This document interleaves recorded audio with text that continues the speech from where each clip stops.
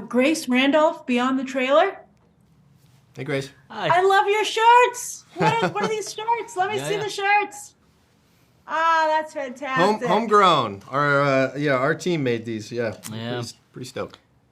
That's awesome. Speaking of merch, will Splat become merch? I think there might be a few splats out there. Oh, that's awesome. How did you come up with Splat? We knew it's a tricky thing to talk about. So I'm trying not to spoil anything. Any spoilers? Oh, okay. Yeah, that's true. That's true. But we knew there was going to be a little character that we meet along the way. We loved the idea of the character being nonverbal, but also actually no face. and Don hates Yeah. faces. Is usually what is the key Yeah. to this. Don was like, I'm not into eyeballs. I don't like noses. Mouths are hard to draw. Yeah. So we just have this slew of creatures without faces, and then we also were like, hey, without faces, what if we added mini limbs Yeah. to it? Because that will make animation super easy.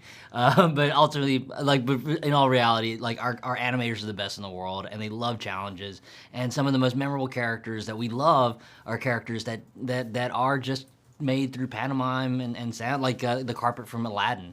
And so it was a great opportunity to introduce a new buddy into the world of Disney animation that was dependent on truly just great animation to have it communicate.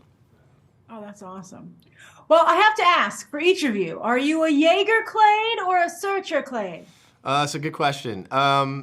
It depends on the time of day. There are definitely moments where I feel, very connected to Jaeger, and being, like super obsessed with, a goal that you're willing to sacrifice almost anything for that goal. I think we can, Qui and I both, having, wanting to work in movies and for me specifically Disney animation, we were all in on those goals, and so we know what that feels like.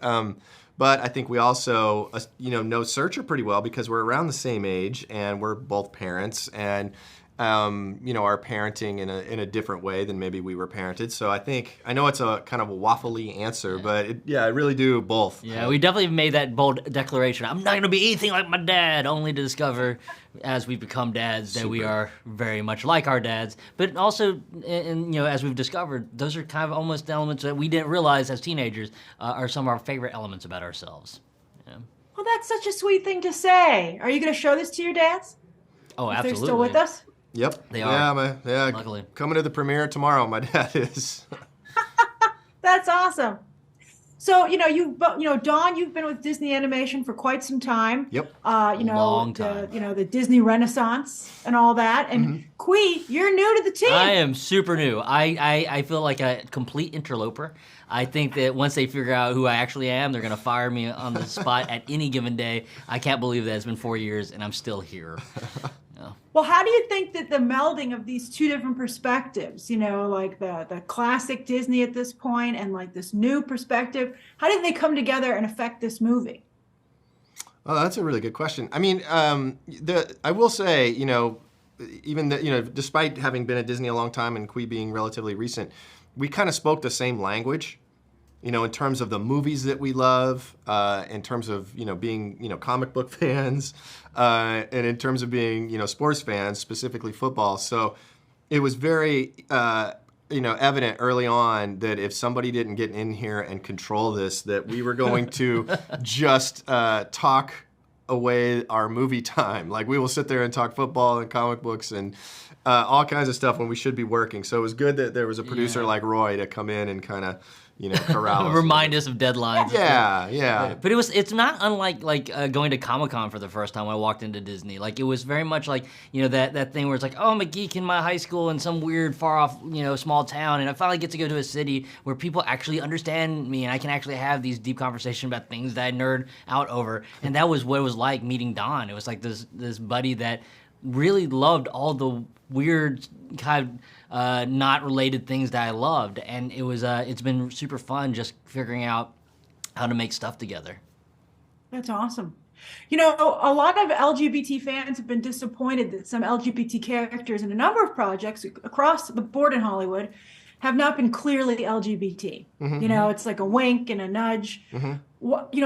I think it's really fantastic that Ethan is clearly an LGBT character. Why is that important to you to have him be the heart of the story and to be so clear on his orientation?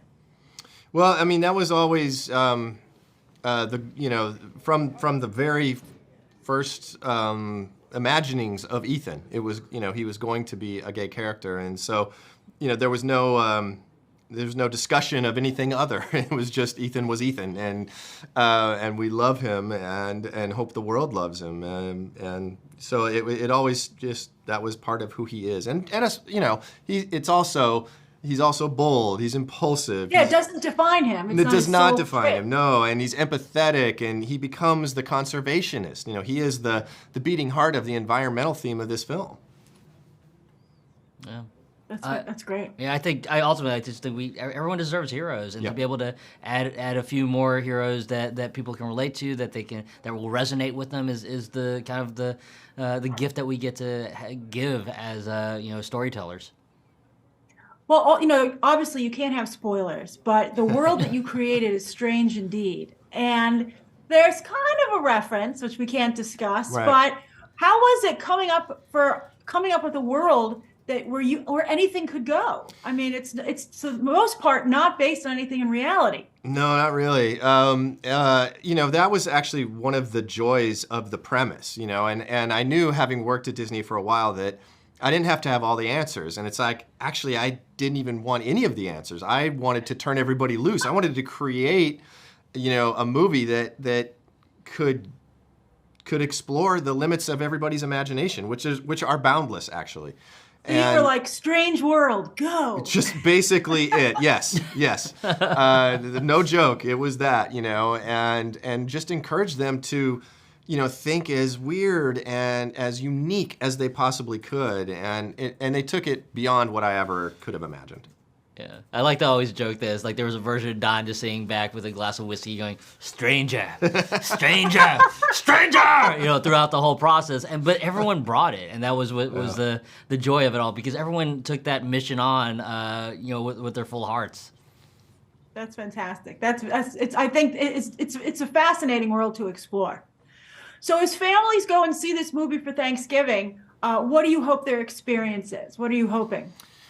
Well, when people go see this movie, obviously we want them to be entertained and everything that means, which is, I hope they laugh. I hope they're moved deeply. I hope they're surprised by some of the things that, that we reveal in the film. But, ultimately, after all that, if we could perhaps inspire a conversation about, what it means to be a good ancestor and to be deliberate with our choices and how they will impact future generations, that would be a real joy. Yeah, I look forward to kids just going home after the movie going, "Hey, Grandpa, you're Jaeger. Dad, you're Searcher. Mom, Meridian. Auntie, you get to be Callisto, and let's wrap up one of the dog's legs so it can be Legend, and we're gonna have a great time." Do we have any machetes? Yeah. Mom, do we have any machetes? I look forward to seeing kids just play pretend like we did with Star Wars and Indiana Jones and all our favorite Marvel heroes. Like that's what you're doing it to catalyst other people's imaginations. Thank you so much. By the way, I really enjoyed Raya. Oh, thank you. I thought it was lovely. Thank you so much. We did too.